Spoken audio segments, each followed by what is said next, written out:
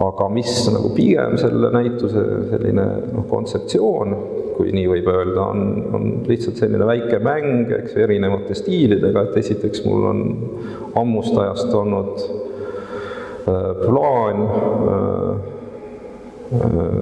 selliseid maale lõpuks äkki teha, eriti neid tumedamaid. Ja see värvide asi, nagu ka tutvustuses kirjas on natuke üks väike naljanüanss on, et see on selline tänutäheks Krista Piirimäele või tema meele heaks. Aga ütleme pigem ikkagi nagu enda lõbuks värvide juurde nii-öelda tagasi tulla. Et kunagi kui ma maaliosakonna lõpetasin, siis diplomitöö oli, võib lausa öelda, ütleme segu nendest tumedatest ja värvilistest. Üks seeria, mida ma tegin ka hiljem, võib öelda üsna värvilised maalid. Ja võib-olla ma seda suunda tahaksin ka nüüd nagu järgmisena edasi teha.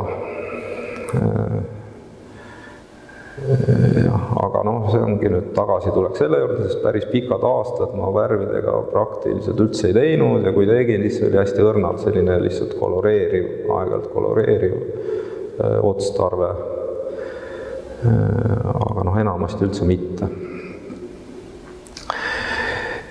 Ja teiseks lihtsalt selline näituse kujunduslik või natuke õrnalt kontseptuaalne pool, et kuidas siin on siis võib öelda kolm erinevat seeriat, just kui 3 komplekti on hall, värviline ja tume, hall, ere ja tume, siis need hallid on sellised, nad on tegelikult tindimaalid või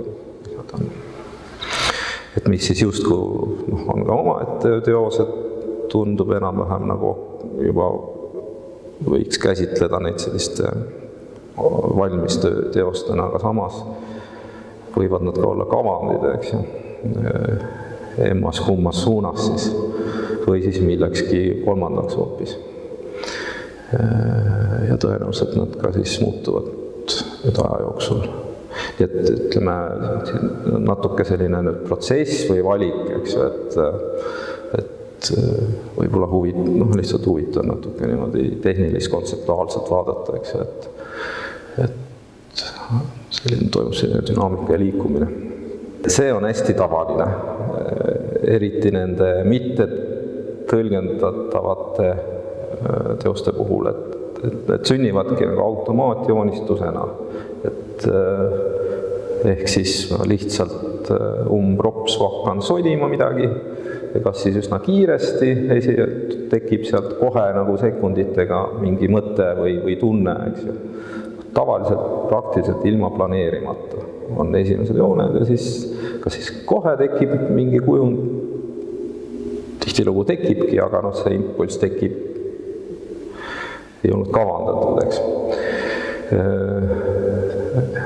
Ja siis tihtilugu ka hiljem, ütleme, ma sealt niimoodi avastan, eks ju, sealt rägastikust või siis võib-olla juba pikema kaalutlemise tulemusena, eks ju, töötan sealt nagu välja mingi kujundi.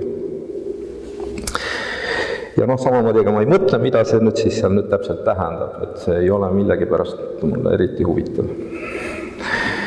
Ja ütleme nende eredate tööde puhul kõige rohkem on ka näha seda, mis ma vahepeal on see nii-öelda tindijoonistuste ports, mida ma vahepeal tegin, mis olid mustvalged täiesti, et on nagu näha, eks ju, neid tindijoonistuste jooni, mis siis nagu läbi paistavad isegi tihtilugu tundub, et asjatult, aga minu arust võib-olla põnevalt, eks ju, nii et ühelt poolt on siin ka koos selline pliiatsijoonistuslik lähenemine, siis tindijoonistuste tehnika, eks ju. Siis ma neid siis niimoodi töötlen ja viimistlen. Esiteks ma soovitan muidugi seda, mida ka tihti tehakse, mis on väga tore, et see tõlgendamise pool, et vaadake nagu rõõmuga ja avastage, eks, et mis on sellist, mis haagib, mis tekitab mingisuguseid mõtteid, vabalt võib mõelda, et mida mingi figuur või mingi kujund nüüd tähendab või mida ta võiks tähendada, võivad ka erinevad tõlgendused olla, minu arust see on hästi tore. Ja ütleme, minu jaoks ka tihtilugu need, ütleme, kuigi tegu on siin praktiliselt ju igal pool, eks ju, figuuridega, siis minu jaoks nad ei ole nii väga sellised isikustatud, et pigem on see läbi figuuride kujutatud võib-olla mingisugused üldised teemad. Aga võib ka isikutega siduda, kes tahab, eks. Ja teiseks, lihtsalt see, minu jaoks on lihtsalt hästi selline tore tegutseda ja joonistada ja maalida. Ja ma loodan, et vaataja jaoks on ka see ehk selline nauditav, vaadata selliseid väikseid nüansse või suuremaid lahendusi.